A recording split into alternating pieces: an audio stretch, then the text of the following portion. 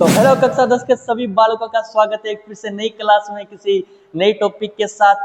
आज हम बात करने वाले हैं तुम्हारे फर्स्ट चैप्टर के आगे वाले भागों के। पिछले वाले भाग हमने पढ़ लिए हैं, नहीं देखे तुम लोगों ने जाकर तो जाकर देख लेना। आज हम बात करने वाले हैं रासायनिक अभिक्रिया के प्रकारों के बारे में कि रासायनिक अभिक्रिया के कितने प्रकार है। जैसे कि हमने रासायनिक समीकरण के प्रकार पढ़े थे, उसी तरीके से अब रासायनिक अभिक्रिया के प्रकार पढ़ेंगे कि गुरुजी जो रासायनिक अभिक्रिया है वो कितने प्रकार की होती है, कौन कौन सी होती है, हमें जरा समझाइए।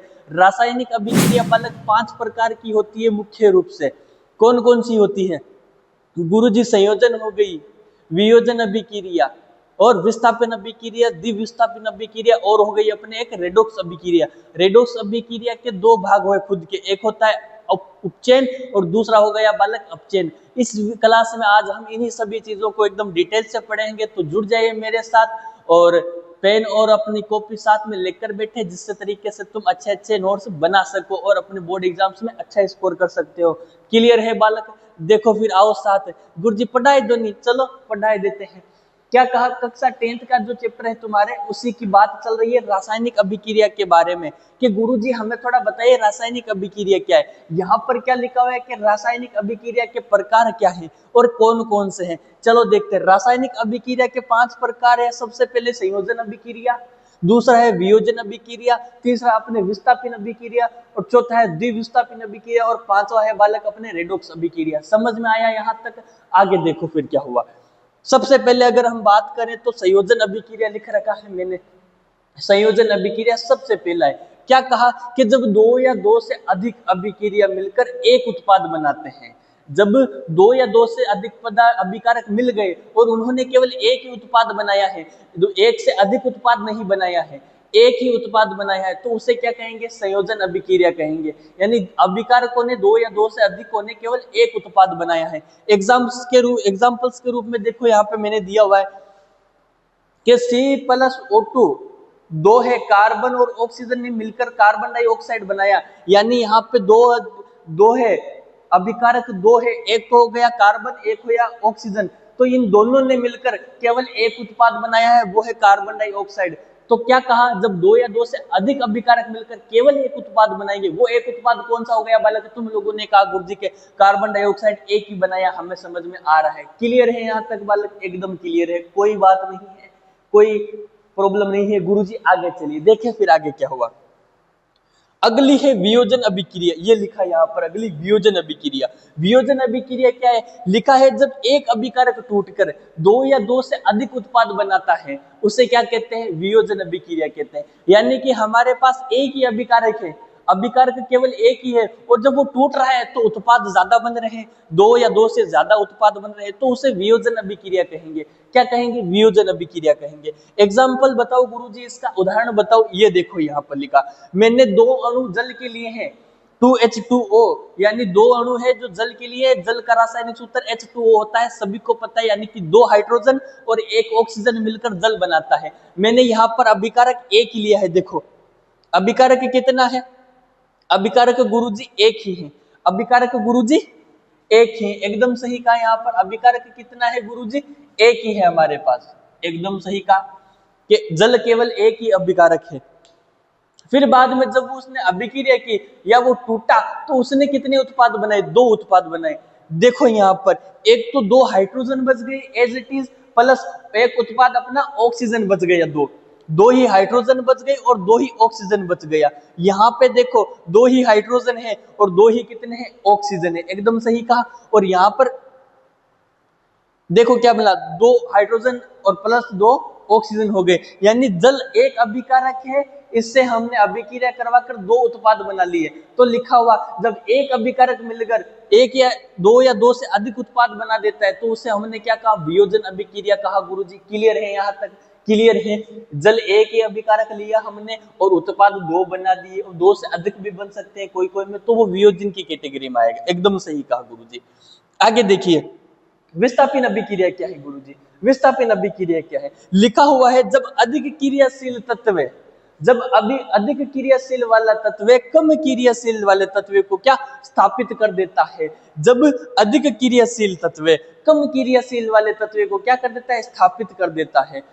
कोई तत्व है जो बहुत ज्यादा क्रियाशील है, अब जल के साथ हो या इलेक्ट्रिसिटी के साथ हो, और एक है जिसकी क्रियाशील थोड़ी कम है, रिएक्ट करने में यानी उसे रिएक्शन देने में थोड़ा कम समय लगता है, क्रियाशील कम है तो मतलब ज्यादा समय लगता है, और एक एकदम से हो गया तो उसी को, यानी कि लिखा हुआ है जब अधिक अभिक्रियाशील वाला तत्व कम क्रियाशील तत्व को क्या करता है, विस्थापित कर देता है, तो विस्थापन अभिक्रिया है। विस्थापित कर देता है मतलब उसकी जगह खुद ले लेता है, उसको दूसरी जगह भेज देता है। एग्जाम्पल देखो इसका क्या लिखा हुआ है, ये देखो बालक इसका एग्जाम्पल। पहले हमारे क्या है, CuSO4 मतलब कॉपर सल्फेट है हमारे पास, और प्लस क्या है, Fe है, यानी कॉपर सल्फेट और लोहे के साथ Fe का प्रतीक है लोहा। पहली वीडियो में बताया था पहली क्लास में कि लोहे का प्रतीक Fe है बालक, वही है। तो कॉपर सल्फेट और Fe का जब यानी लोहे का जब अभिक्रिया करवाई तो हमें मिला क्या, यहाँ पे क्या मिला है, अरे आयरन सल्फेट बन गया ना, लोहे को आयरन भी बोलते हैं इंग्लिश में, तो आयरन सल्फेट और प्लस कॉपर को अलग निकाल दिया, तो हम कह सकते हैं कि लोहा ज्यादा क्रियाशील है, प्लस लगाते थे इसके ऊपर, ये अधिक क्रियाशील तत्व है। जब इन कॉपर सल्फेट और लोहे के बीच में अभिक्रिया हुई बालक, तो उसने क्या किया, इसने क्या किया, यहाँ पर देखो कॉपर सल्फेट है तो इसने क्या किया, कॉपर को हटा दिया, लोहे ने कॉपर को हटा दिया, क्यों, क्योंकि लोहा अधिक क्रियाशील है और कॉपर कम क्रियाशील है, तो कॉपर को देखो बेचारों को बाहर निकाल के फेंक देके निकल, ज्यादा ताकतवर है कौन, Fe लोहा अपना, तो लोहे ने कॉपर को भगा दिया कि निकल यहाँ से, क्या कर रहा है यहाँ पे। हाँ, तो यही लिखा हुआ है जब अधिक अभिक्रियाशील वाला तत्व कम क्रियाशील वाले तत्व को स्थापित कर देता है।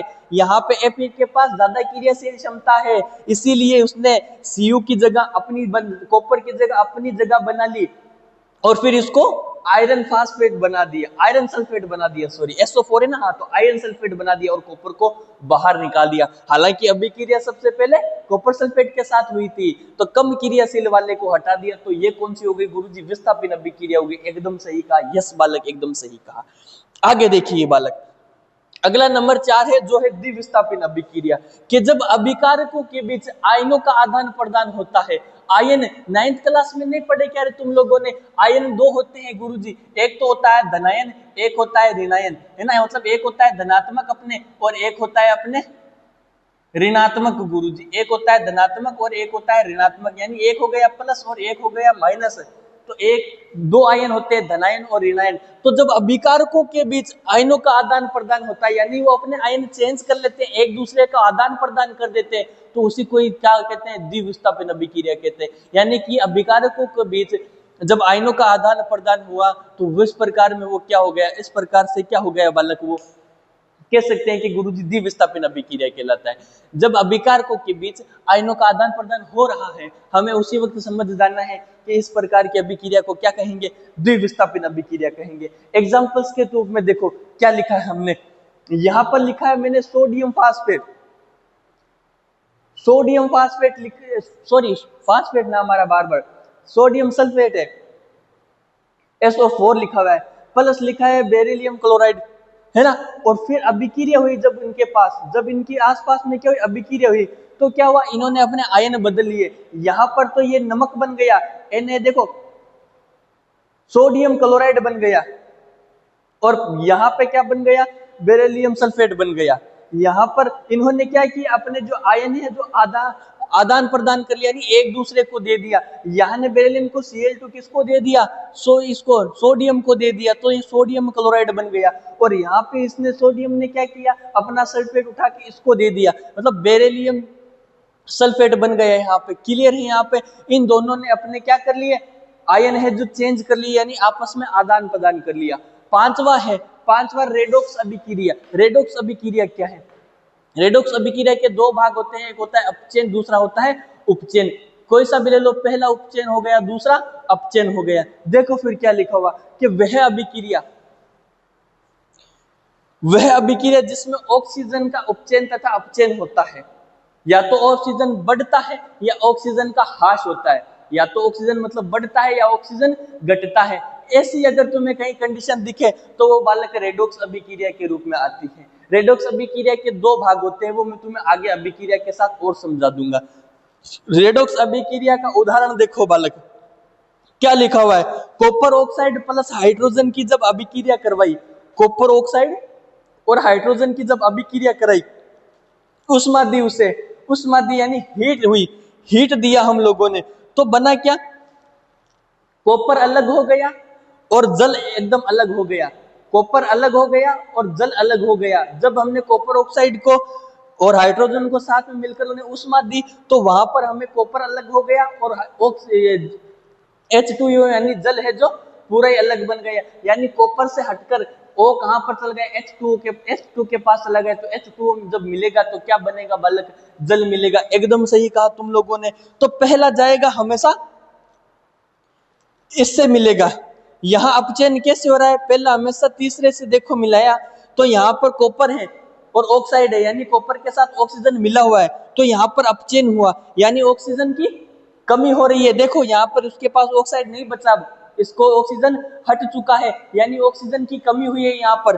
तो यहाँ पर क्या हो गया, अपचयन हो गया। क्या होगा, अपचयन हो गया, यानी कि ऑक्सीजन की कमी हुई है। हालांकि हाइड्रोजन बढ़ गया पर ऑक्सीजन की तो कमी हुई है। और अभिक्रिया क्या कह रही है कि या तो ऑक्सीजन का अपचयन होता है, उपचयन वही रेडॉक्स अभिक्रिया है। तो ये रेडॉक्स अभिक्रिया का एग्जांपल है।